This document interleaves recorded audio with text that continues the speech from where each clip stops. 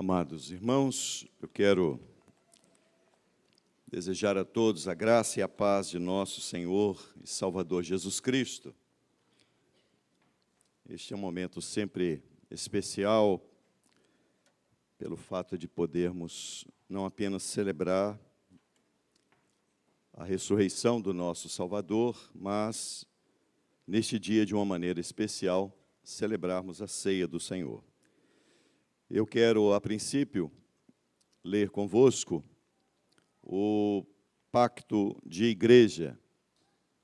E sempre o fazemos nas ceias para que possamos compreender o que significa ser igreja e o que significa estarmos aliançados com Cristo, o que isso representa para nós.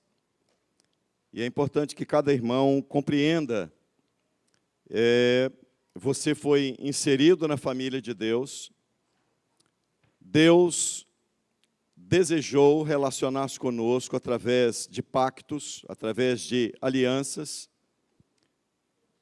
e é fundamental que cada um de nós compreenda como igreja o pacto que temos com Deus e o pacto que temos como igreja entre nós.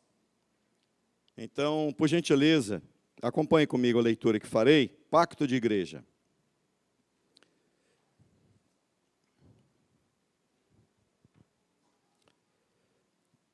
Espero que você compreenda e que a graça de Deus nos permita todos entenderem o que significa ser igreja. Há muitas distorções sobre o que é ser igreja. Está projetado? Podemos ler juntos? Comigo, amados irmãos. Tendo sido, conforme cremos, trazidos pela graça divina, a abraçarmos o Senhor Jesus Cristo e nos entregarmos inteiramente a Ele, solene e alegremente, comprometemo-nos uns com os outros neste pacto de andarmos juntos nele, em Cristo, andarmos em amor fraternal, para a glória de nosso Senhor. Nós, portanto, sob seu poder divino, pactuamos. Número 1, exercer cuidado mútuo como membros uns dos outros, para promover o crescimento do corpo inteiro e no conhecimento cristão, santidade e conforto, a fim de que possamos ser aperfeiçoados e completos em toda a vontade de Deus. Número 2, ao buscar e manter esse alvo, que preservemos o culto público a Deus e as ordenanças de sua casa, e mantenhamos a comunhão constante uns com os outros, que contribuamos alegremente com nossos bens para o amparo dos pobres e a manutenção de um ministério fiel do Evangelho entre nós. O terceiro ponto deste pacto de igreja, leiamos. Não abandonar a piedade privada e familiar no lar, nem negligenciar o grande dever de treinar religiosamente nossos filhos e aqueles sob nossos cuidados, com vistas ao serviço a Cristo e ao regozijo do céu. Quarto ponto, andar prudentemente no mundo para que possamos ganhar almas, lembrando que Deus não nos deu o espírito de medo, mas de poder, amor e moderação, considerando que somos a luz do mundo e o sal da terra, e uma cidade situada em uma colina não poderia ser escondida. Quinto ponto, exortar frequentemente e, se a ocasião exigir, advertir uns aos outros, de acordo com Mateus 18, no espírito de mansidão, encorajando-nos uns aos outros, para que não sejamos tentados, e que, como no batismo fomos sepultados com Cristo e ressuscitados novamente, há sobre nós uma obrigação especial para vivermos uma nova vida daqui em diante. Amém? Eu espero que cada uma dessas palavras possa fazer sentido na prática da sua vida cristã.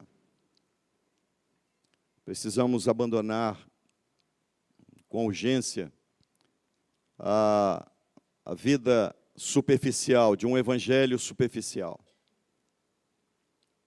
É necessário nós pararmos por alguns instantes e arguirmos a nós mesmos, questionarmos a nós mesmos, que tipo de evangelho nós queremos viver. E de uma vez por todas, abraçarmos o verdadeiro evangelho. Ou, se não quiser abraçar o verdadeiro evangelho, que razão há de manter-se de forma dúbia? Que razão há manter-se na igreja e não viver a essência desse evangelho? Estamos enganando a quem?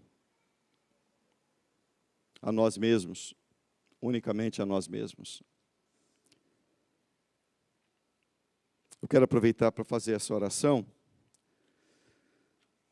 e que o Deus de paz, que trouxe novamente dos mortos o nosso Senhor Jesus, aquele grande pastor das ovelhas, através do sangue da aliança eterna, nos aperfeiçoe em toda boa obra para cumprirmos a sua vontade, trabalhando em nós aquilo que é agradável aos seus olhos, por meio de Jesus Cristo, a quem seja glória para todo sempre. Meus amados irmãos, eu gostaria de meditar com vocês, de forma muito objetiva, quem é o Cristo das Escrituras? Quem é esse Deus? E após sabermos quem Ele é, qual o impacto disso, dessa realidade, de que maneira isso impacta a nossa vida. Você pode, por gentileza, abrir a palavra de Deus em Filipenses,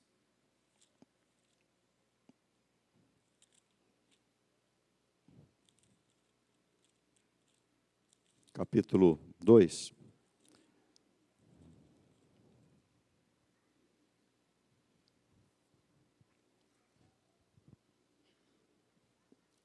Verso 1, leremos até o verso 11.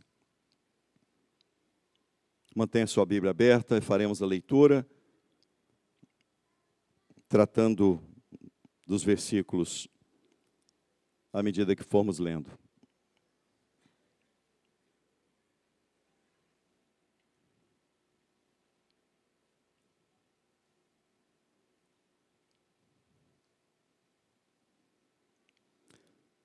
Se há, pois, alguma exortação em Cristo, alguma consolação de amor, alguma comunhão do Espírito, se há entranhados afetos e misericórdias, completai a minha alegria, de modo que penseis a mesma coisa.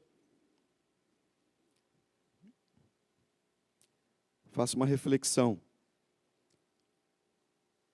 Se você pensa a mesma coisa.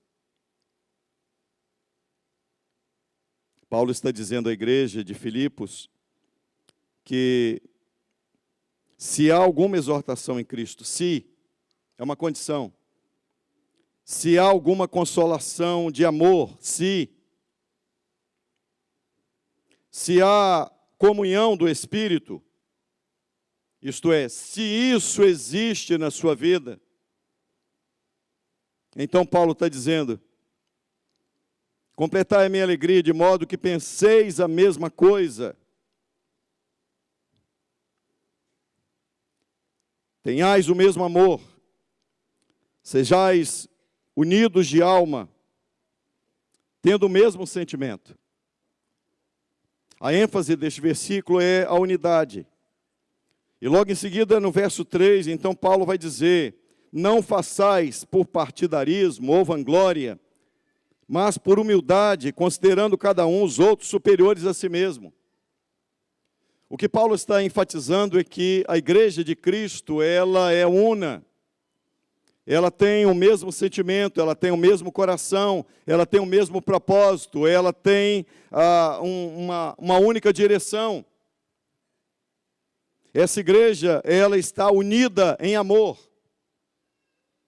E então Paulo vai dizer que na igreja de Cristo, na verdadeira igreja de Cristo, não há partidarismo. Na verdadeira igreja de Cristo, não há grupos isolados. Na verdadeira igreja de Cristo, não há uma pessoa que seja maior ou melhor do que o outro. Na verdadeira igreja de Cristo, Paulo vai dizer que nós não podemos fazer nada por partidarismo, nada por vanglória. Ô, gente, a palavra de Deus precisa confrontar e mudar de uma vez por todas, moldar o caráter do crente. Se a palavra de Deus não fizer isso, é necessário até cada um de nós repensar se verdadeiramente somos crentes. Porque aprendemos um dia sobre o cristianismo, que cristianismo nada mais é do que você se portar com determinadas atitudes legalistas, e aquilo era o suficiente. A pergunta é: o que você faz? Você faz por partidarismo? Isto é, isso aqui é o meu partido, isso aqui eu cuido disso aqui. Então, por isso aqui eu luto. Ou será que você faz por vanglória? Isto é, com o objetivo de fazer de você mesmo um destaque. Às vezes nós fazemos as coisas certas com a motivação errada. E o que está tratando aqui no texto é exatamente o que está no coração, e não o que apenas fazemos. Cada um considere os outros superiores a si mesmo. Você é capaz de olhar para o seu irmão de cima para baixo? Ou você ainda se considera melhor do que quem está do seu lado? Quando alguém canta na igreja, você ainda dá uma nota? Ou você se alegra? Quando alguém toca? Quando alguém faz qualquer serviço?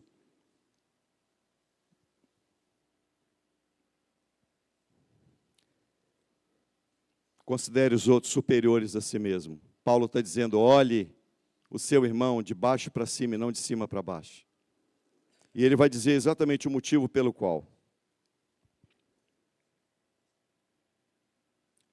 Não tenha cada um em vista o que é propriamente seu, senão também cada um o que é dos outros. O que é ser igreja? É você parar de considerar o seu umbigo e passar a ter uma visão do todo. É estar conectado àquilo que Jesus disse: Pai nosso, não é Pai meu. Igreja, nós somos chamados para, ao ser chamados para ser igreja, nós abrimos mão, nós abdicamos, nós deixamos aqueles que são os nossos interesses, aquilo que é o que nós queremos, o que é o meu eu, para vivermos como uma família, que é a família de Deus. E por que devemos viver isso? Do verso 5 até o verso 11, Paulo vai explicar por que nós temos que ter esse comportamento. Olha o que diz a palavra: tende em vós o mesmo sentimento que houve em Cristo Jesus. Por que temos que ser assim? Porque Cristo foi assim. E Ele tinha todos os motivos que nós não temos. Porque nós somos miseráveis criaturas, imperfeitos, falhos. não merecedores de cosíssima alguma.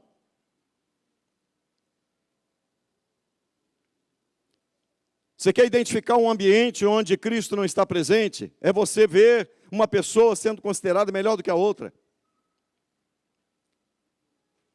O que nós precisamos entender é que somos uma comunidade de pessoas arrancadas das garras do pecado e das garras do diabo. E não somos perfeitos, somos falhos, erramos. Todos nós erramos. Todos nós erramos, e erramos às vezes um para com o outro. E porque quando o irmão erra com você, você se acha no direito de pensar que você nunca falhou com ninguém. E a sua arrogância não permite perdoar. Não permite viver em harmonia como a igreja de Cristo vive. Cristo perdoou você. E o perdão que você e eu recebemos não foi um perdão pequeno como aquele perdão que nós oferecemos ao nosso irmão. O perdão que nós recebemos foi um perdão incalculável. Incalculável. Uma lista enorme de pecados. E Deus nos perdoou em Cristo. Essa é a família de Deus. Ou o Evangelho muda a sua vida, meu querido irmão, ou muda de evangelho. Vai para um outro evangelho. Esse evangelho antropocêntrico. Por que temos que ser assim? Porque o nosso Senhor foi assim.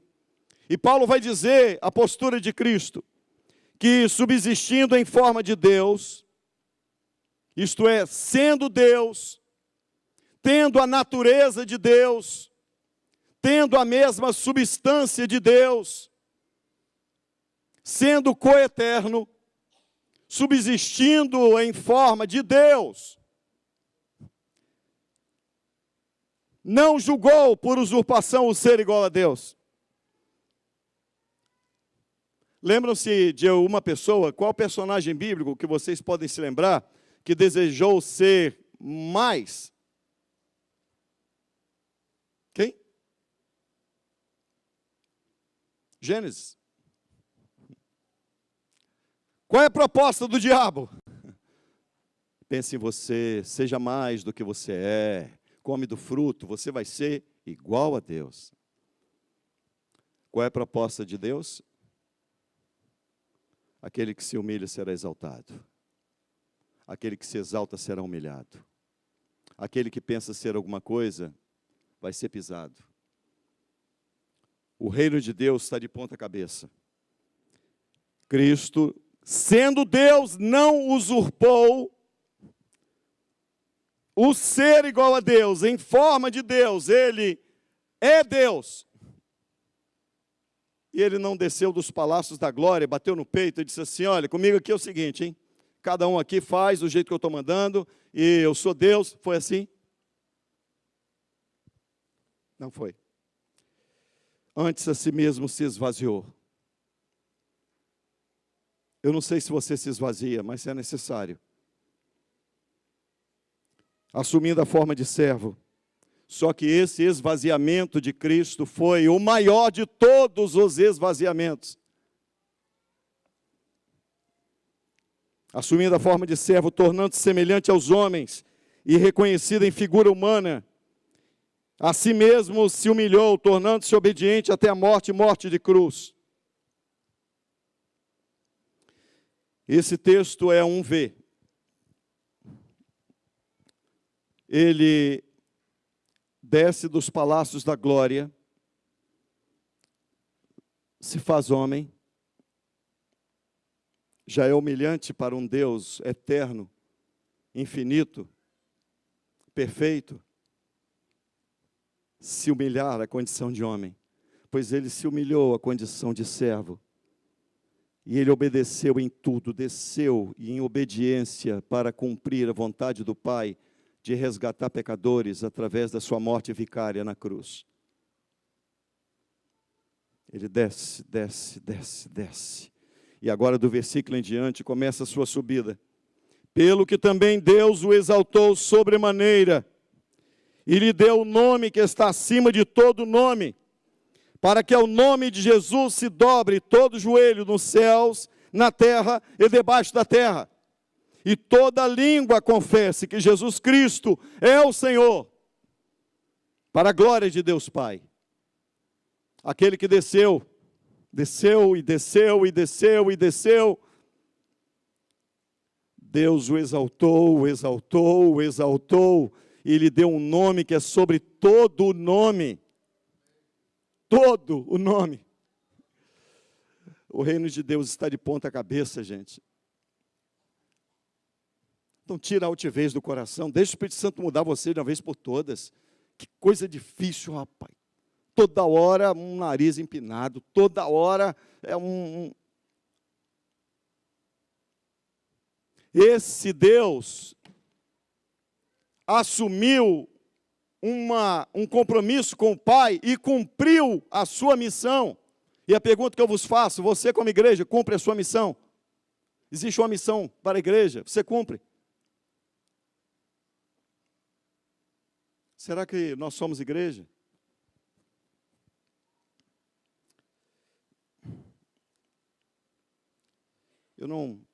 Nós vamos ser bem breve, que hoje é um momento da ceia, mas é um momento de reflexão.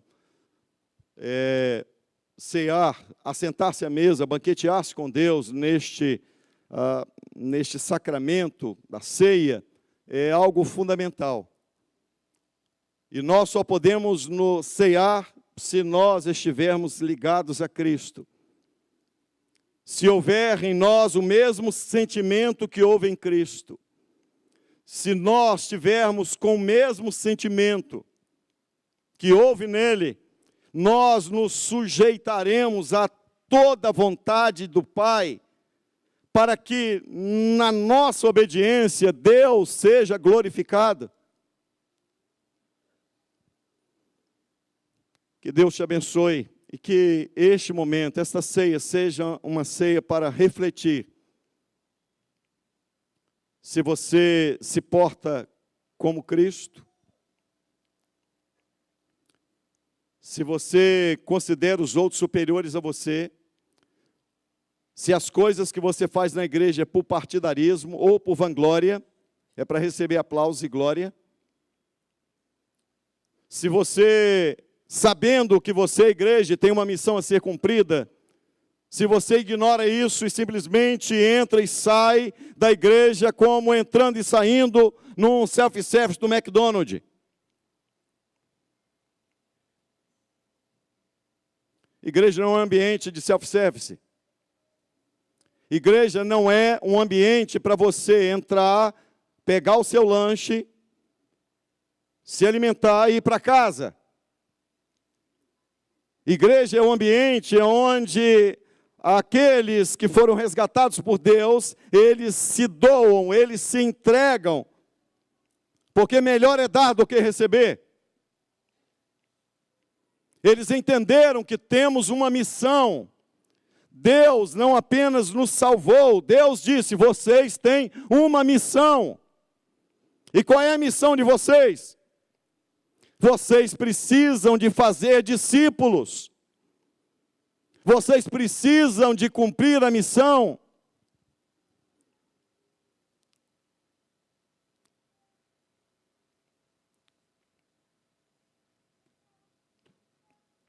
Sabe por que prolifera-se muito essas igrejas self-service? Porque o que as pessoas querem, a bem da verdade, vamos ser sinceros, o que as pessoas querem, e quando eu digo as pessoas, digo todos nós, é muito mais fácil, gente. Entra, sai, um show à parte, você se emociona, dá aquela arrepiada, até chorar você chora, né? Levanta a mão, dá glória, pula. Oh. Sai dali, vai para casa, beleza. Mas as suas mãos não se estenderam para dizer, eis-me aqui, use-me a mim. Não importa quem está do teu lado, o que ele está sofrendo, não importa se tem gente que está caminhando para o inferno, e Deus colocou diante de você para você falar do nome santo de Jesus, para resgatar essa pessoa das garras do pecado e do diabo, mas você participou de um culto tão maravilhoso, o que significa isso, né? Tem muitas pessoas que se importam tanto em saber se o pregador é espiritual, porque ele fala em línguas, na hora que está pregando, ele interrompe aquele momento, e ele, né, dá aquela rajada de poder. E aí, quando ele chega em casa, ele dá outra rajada de poder, falando um palavrão, ou contando uma piada imoral, quando ele está no meio dos amigos. Essa rajada de poder só pode ser o poder do inferno. Porque não é o poder do céu. Não é o que você fala e o quanto você fala de língua. Mas essa sua língua glorifica a Deus. Quando no momento das aflições, quando você está sendo apertado, se sai da sua boca dizendo, bendito seja Deus. Ou se sai da sua boca um palavrão, ou você murmura, ou você acusa, ou você...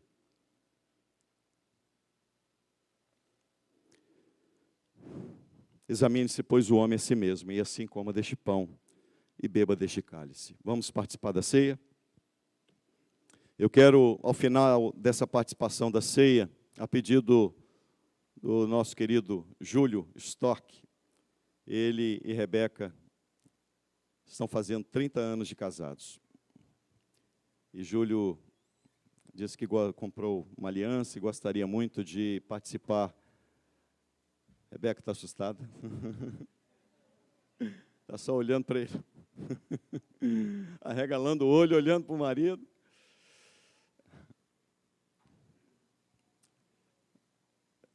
Trinta anos. Onde a graça de Deus o sustentou. 30 anos de pessoas que estão unidas e que não são perfeitas. E que no decorrer desses 30 anos falharam um com o outro. Mas a graça de Deus operou no vosso coração e vos fez chegar até aqui.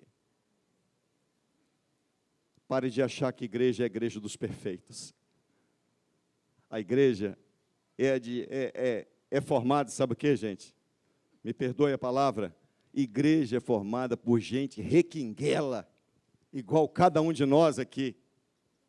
Sabe, esse povo requinguela, onde Deus salvou exatamente essa escória do mundo e transformou para vivermos para a sua glória. Então, se você é requinguela, vem para cá, porque aqui é o campo dos requinguela. Requinguelas que são rendidos a Cristo. Requinguelas que estão aos pés de Cristo. Requinguelas que dizem, não mais vivo eu, mas Cristo vive em mim. Requinguelas que estão dizendo, antes de ser um reformado, eu sou um inconformado, porque eu não me conformo em que o pecado domine a minha vida, porque eu pertenço a Cristo. E o fato de ser salvo, de ser resgatado, é exatamente isso. Isto é, Deus, quando Ele regenera o nosso coração, Ele nos justifica e Ele nos tira do poder do pecado. Agora, o pecado não tem mais domínio. Esse é o povo de Deus, requinguela, sim, mas não mais debaixo do cabresto e do tacão do pecado e do diabo. Não. Agora regenerados, temos uma nova mente em Cristo. Aquele que desceu. O Pai o fez subir. A Ele, Jesus Cristo, a glória, a honra, o louvor pelos séculos dos séculos. É por Ele que nós estamos aqui reunidos em família. E é por Ele que nos assentaremos à mesa no banquete da graça.